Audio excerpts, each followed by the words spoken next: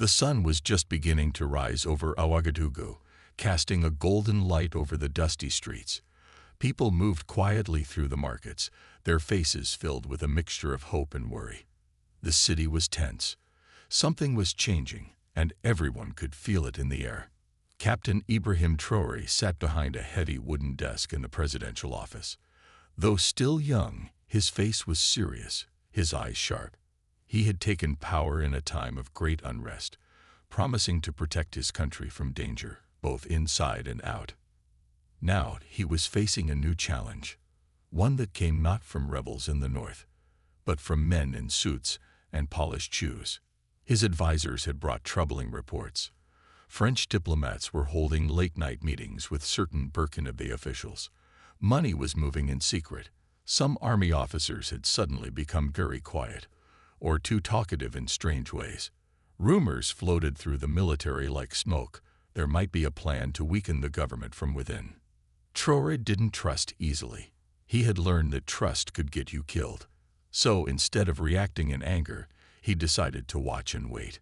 For weeks, his intelligence team followed movements, traced phone calls, and listened to whispers in the hallways of power. Every night, they came back with more information. Each piece of the puzzle showed something darker, something more dangerous. One day, his lead intelligence officer entered the room with a folder under his arm. His expression said everything before he even spoke. "Mr. President," he said quietly, placing the folder on the desk. "It's more than we thought." Traoré opened the folder and scanned the pages. Times, names, locations. French diplomats meeting with certain Burkina commanders in quiet cafes. Unregistered vehicles entering the French embassy late at night. A strange signal picked up near a military base, coded in a way only foreign operatives used. It was enough to raise serious alarms. Outside, the streets of Ouagadougou grew louder. People protested near foreign buildings. Flags were burned. Crowds chanted for independence, for control, for Burkina Faso to belong to its own people again. The pressure was growing, and Traoré knew he had to act before it exploded. He picked up the phone and made a quiet call. His voice was calm but firm. "Arrange a meeting," he said, "with the French chargé d'affaires. I want to see him here, alone." His advisors looked at each other nervously. Everyone knew what this meant. Confronting a foreign diplomat was no small thing. It could mean broken alliances. It could mean economic punishment. It could even mean something worse, something hidden. But Traoré didn't hesitate. He stood up, closed the folder, and looked out the window at the city below. Ouagadougou was not just a capital, it was a symbol, and he had sworn to protect it. The date was set. The meeting would happen soon. And Traoré, calm on the outside but burning inside, prepared for the moment that could change everything. A black car rolled up slowly to the gates of the presidential palace. The guards checked everything carefully, their eyes sharp and alert. Inside the car sat the French chargé d'affaires, a tall man in a dark suit with thin glasses and a briefcase resting on his lap. His face looked calm, but his fingers tapped nervously on the leather handle. He knew this meeting was not just a formality. Ibrahim Traoré waited inside the main hall. The room was quiet, the air heavy. There were no decorations, no smiling photos, no signs of welcome. Just a long wooden table, 2 chairs, and silence. His advisors were told to stay outside. This was going to be a private conversation, man to man. The French diplomat was led inside. He gave a polite nod and tried to smile, but Traoré didn't return it. He motioned to the chair across from him. "Sit," Traoré said simply. They sat facing each other. Between them, only a glass of water and a thin folder lay on the table. For a moment, no one spoke. Then, without any soft introductions, Traoré spoke. "I know what's been happening," he said quietly. "I know about the meetings, the messages, the unmarked cars. We have proof." The diplomat's smile faded. His hands stopped moving. "Mr. President," he said in a calm voice, "you must understand, we are here to support Burkina Faso. We have nothing to hide. Traoré opened the folder and slowly slid a paper across the table. It showed a list of times and places, private meetings between the Diplomat staff and Burkina officers. Then he showed a photo. A French embassy car parked outside a secret location late at night. The Diplomat looked down at the papers.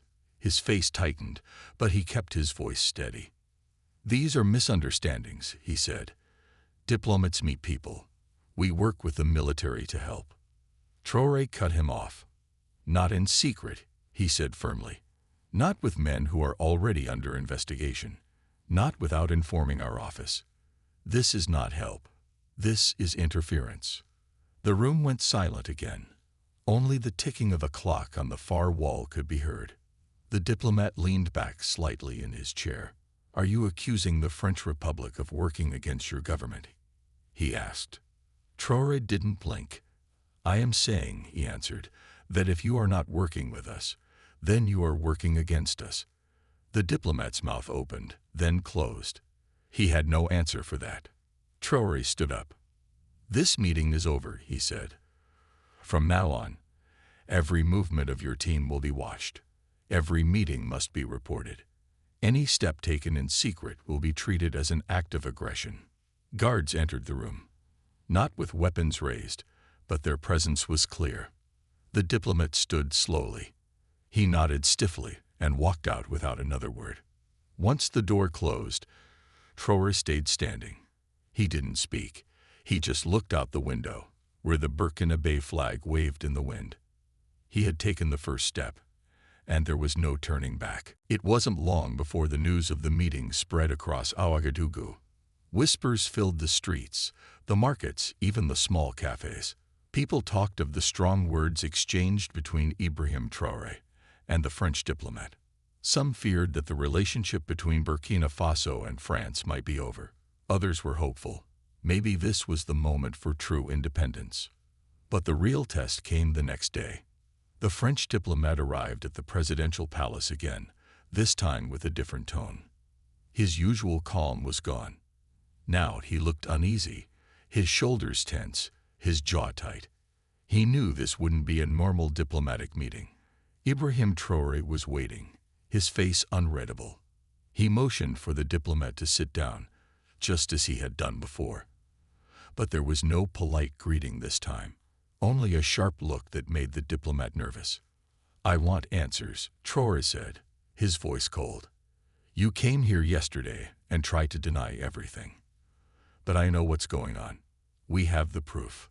The diplomat shifted in his seat, his fingers tapping the table nervously. "I told you already," he said, trying to sound calm. "There's nothing to hide. We've been working to help the government stabilize the country. That's all." "Help," Traoré repeated. His eyes narrowed. "Is that what you call it? Your government has been talking to my soldiers in secret, planning behind our backs. You have been moving money, weapons, and other things without our permission. You think we don't know?" The diplomat's face changed. He stood up suddenly, as if trying to gain control of the situation. "This is outrageous. We have always helped Burkina Faso. We've been partners for years. How can you accuse us of what?" Traoré interrupted, his voice rising slightly. "Of betrayal, of stealing our future, of making deals with men who are loyal to foreign powers instead of their own country. You've been using your position to manipulate and control, and now it's time to stop." The diplomat's face turned red. He took a deep breath, trying to stay composed, but he was losing his grip. "This is not how we do things," he said, his voice sharp. "You are making a big mistake, Traoré. France will not stand by and let this happen. France will stand by and do nothing," Traoré said, his voice steady but strong. "Because we are no longer afraid. You think you can pull the strings in Burkina Faso, that we would let you continue to treat us like a puppet. No, you've crossed the line." The two men stared at each other in silence. The air felt thick, heavy, as if something huge was about to happen. The diplomat opened his mouth, but before he could speak, Traoré stood up abruptly. "I've had enough of this. You are to leave now," Traoré said firmly. "You'll regret this," the diplomat hissed, before turning and walking quickly to the door. As he left, the guards stood at attention, their eyes sharp as ever. The diplomat didn't look back. Traoré stood there for a moment, watching the door close. His heart was racing, but his mind was clear. This was no longer about accusations or words. This was about strength, about showing the world that Burkina Faso would no longer be controlled by outside powers. He turned and walked to his desk, feeling the weight of what had just happened. The tension was far from over, but in that moment, Ibrahim Traoré knew one thing for certain. His country was no longer weak. It was no longer afraid. The days after the confrontation with the French diplomat were filled with tension, but also determination. Ibrahim Traoré knew that the stakes were high, and his next move could change everything. He had no intention of backing down, but he needed more than just suspicions and photographs. He needed solid evidence to expose what was happening behind the scenes. One evening, as Traoré sat in his office, reviewing reports, a knock came at the door. It was his trusted intelligence officer, the man who had helped uncover the first signs of trouble. But this time, the officer wasn't alone. Behind him stood a nervous-looking man in his 30s, wearing a simple shirt and trousers. His eyes darted around the room, unsure of what to expect. "Sir, this is Malik," the officer said quietly. He used to work as a security guard at the French embassy. Traoré stood up and motioned for Malik to sit. The young man hesitated but then took the seat across from him. His hands were shaking slightly. "Malik has important information, sir," the officer continued. "He says he knows what has been happening at the embassy. He's seen things no one should have seen." The young man took a deep breath and began speaking in a low voice, his words slow but heavy. "I'd worked at the embassy for 2 years, Malik said. "I wasn't allowed to know everything, but I saw things, strange things. Late-night meetings, people coming and going in the dark.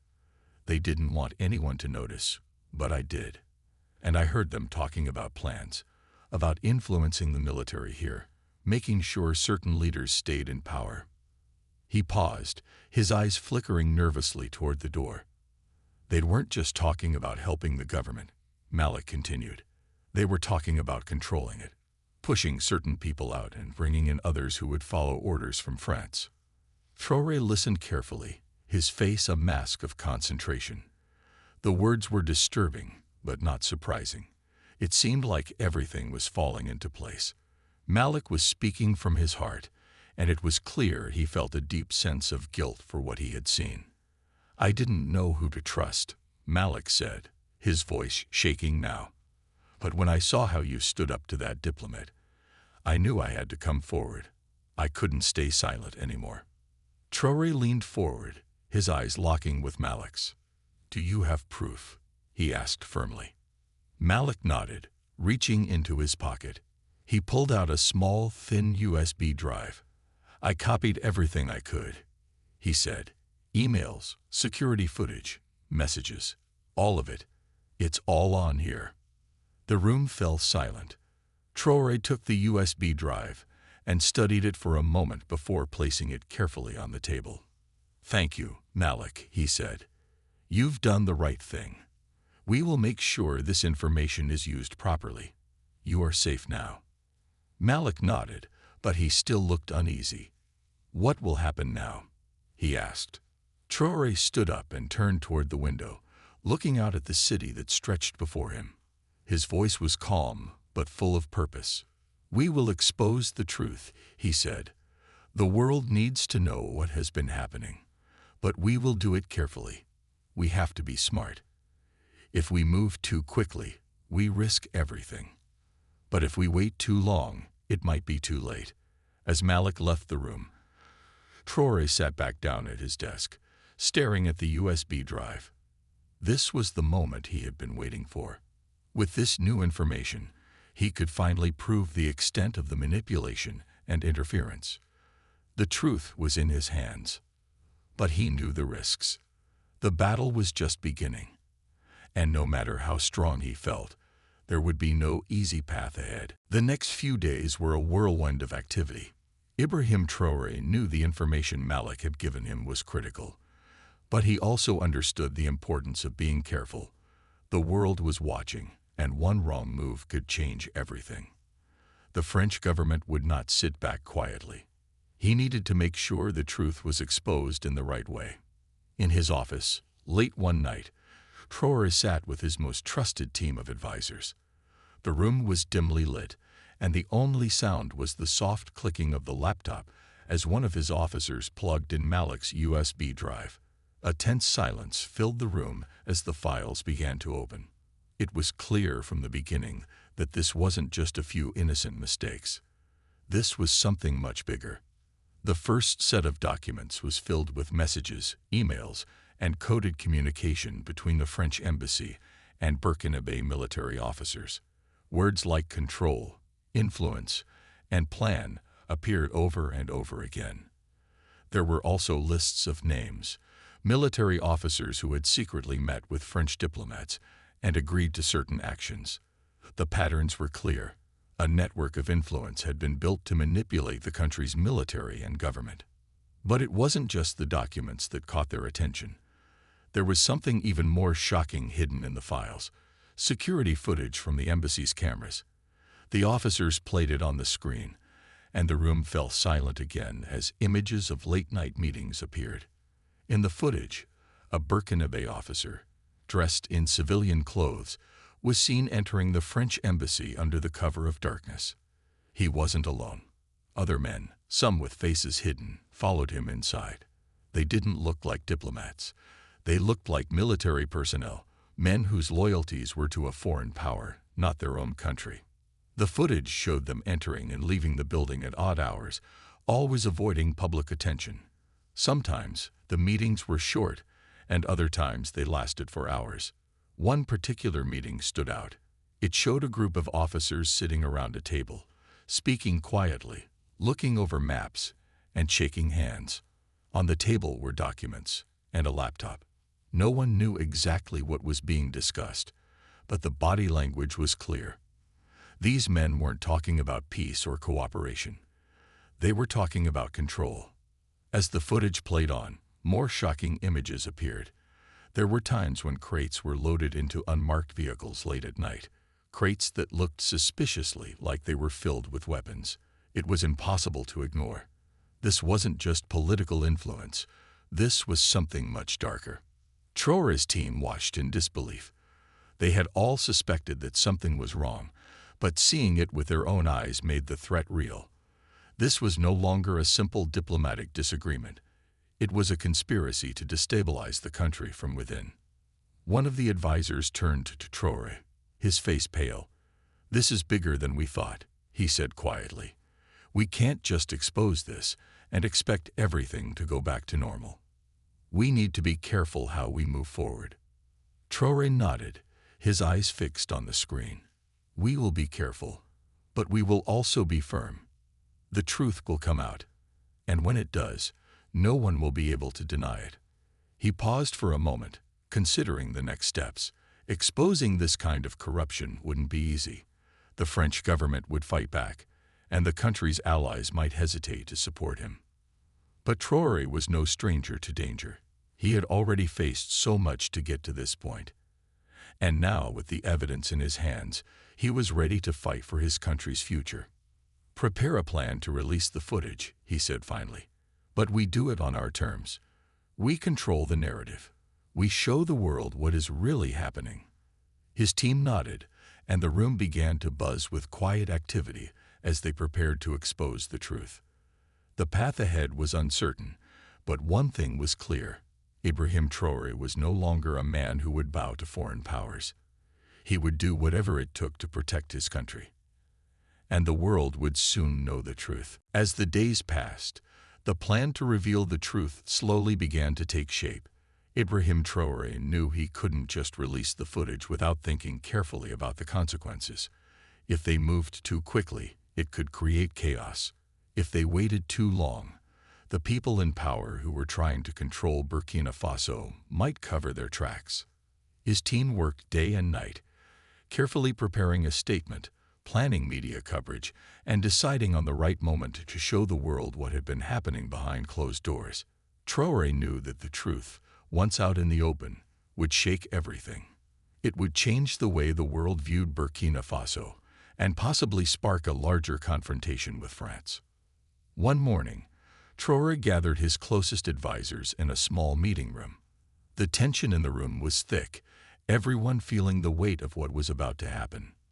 "We're ready," one of his advisors said, looking at the large screen at the front of the room.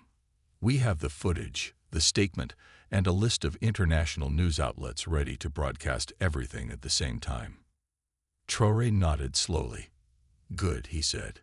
"This will be a turning point, but we must stay united. We cannot let fear stop us now."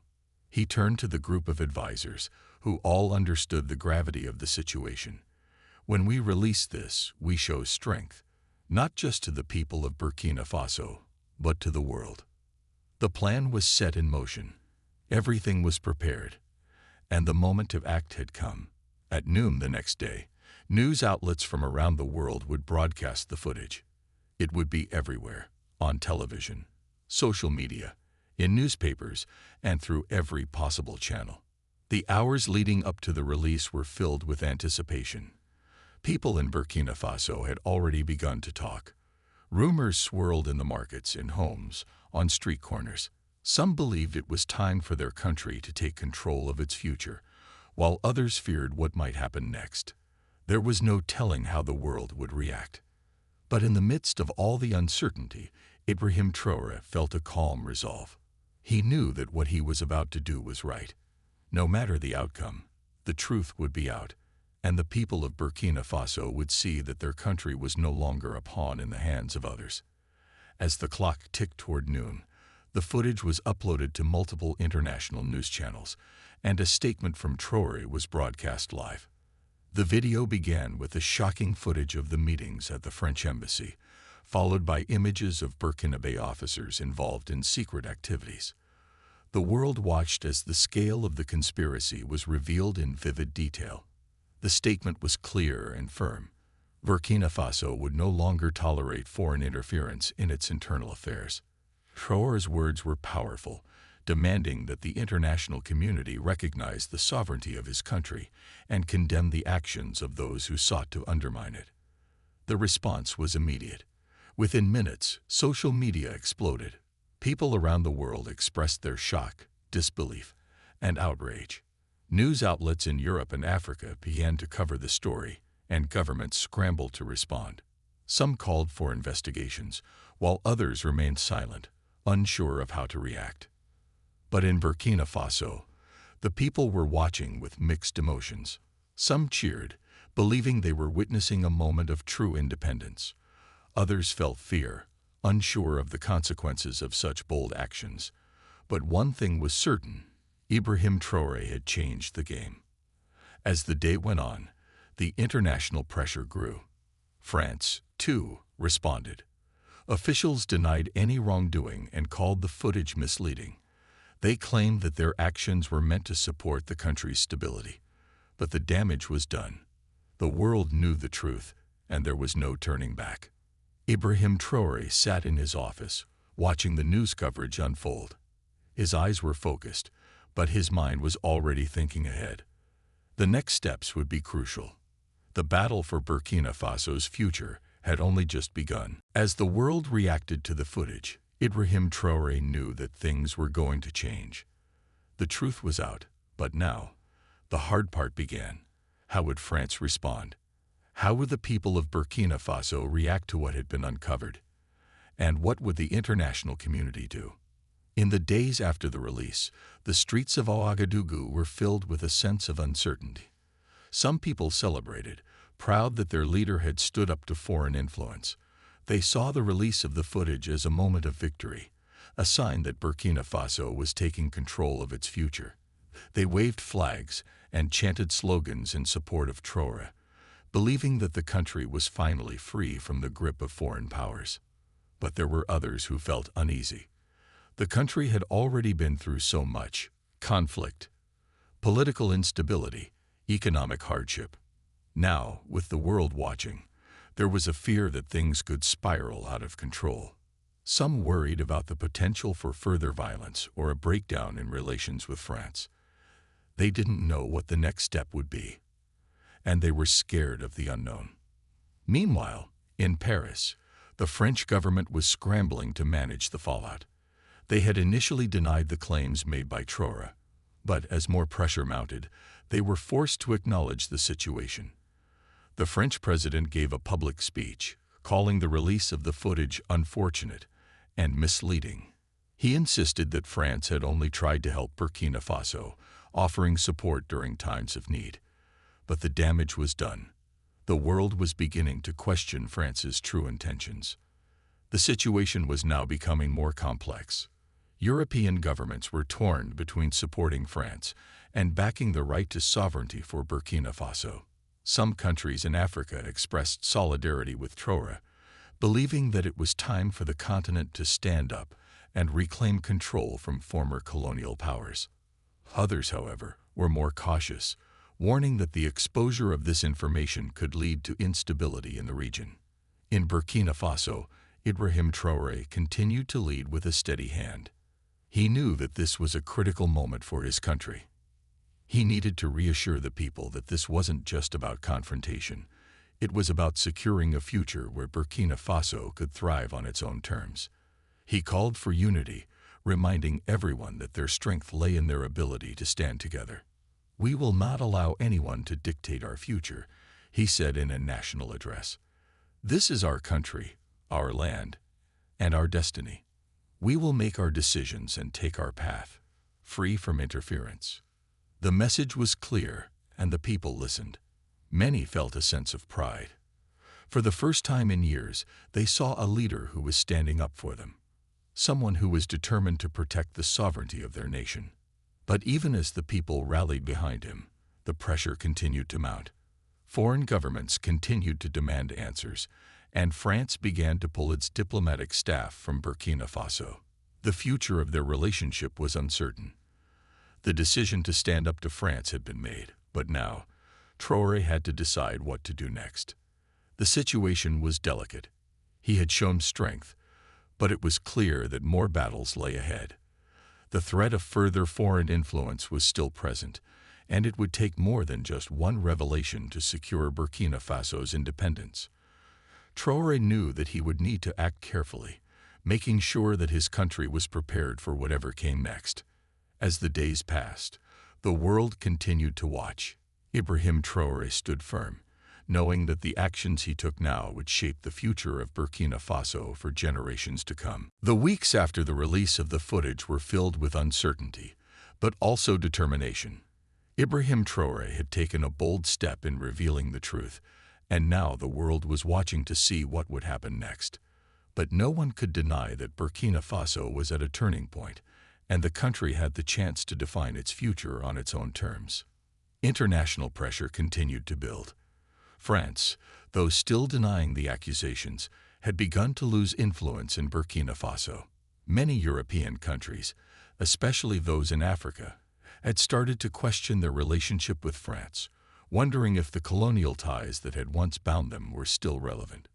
Some leaders spoke out in support of Burkina Faso's right to self-determination, while others stayed silent, unsure of how to react. Meanwhile, back in Ouagadougou, Traoré remained focused on his country. He knew that now, more than ever, his leadership would be tested. The people of Burkina Faso had shown their support, but the road ahead was not easy. The country had suffered from years of conflict, and the threat of further unrest loomed over them. Traoré understood that he had to act carefully, not only to protect the nation's sovereignty, but also to guide it towards stability and prosperity. The first step in that direction was rebuilding the trust of the people. Traoré began to travel around the country, meeting with local leaders, military commanders, and citizens to hear their concerns. He listened to their struggles and shared his vision for a stronger, independent Burkina Faso. He promised that the country would no longer be at the mercy of foreign powers, that they would chart their own course. free from interference. The people responded positively. They saw in Traoré a leader who was not afraid to stand up for them, even when it meant challenging the powerful forces of the world. The rallies and public gatherings grew larger, and more citizens joined in the effort to rebuild their nation.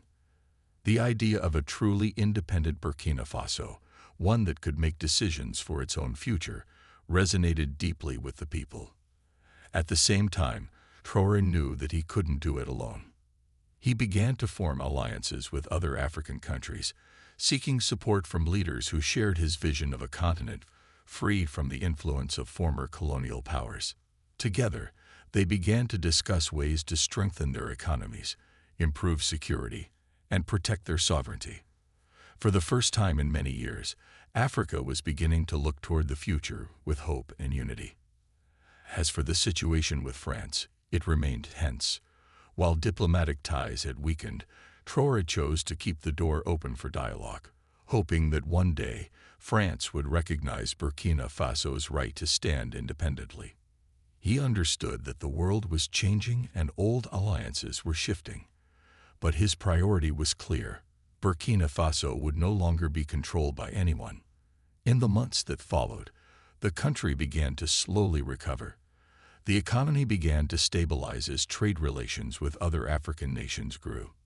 The military, once weakened by foreign influence, started to rebuild its strength with local resources and support.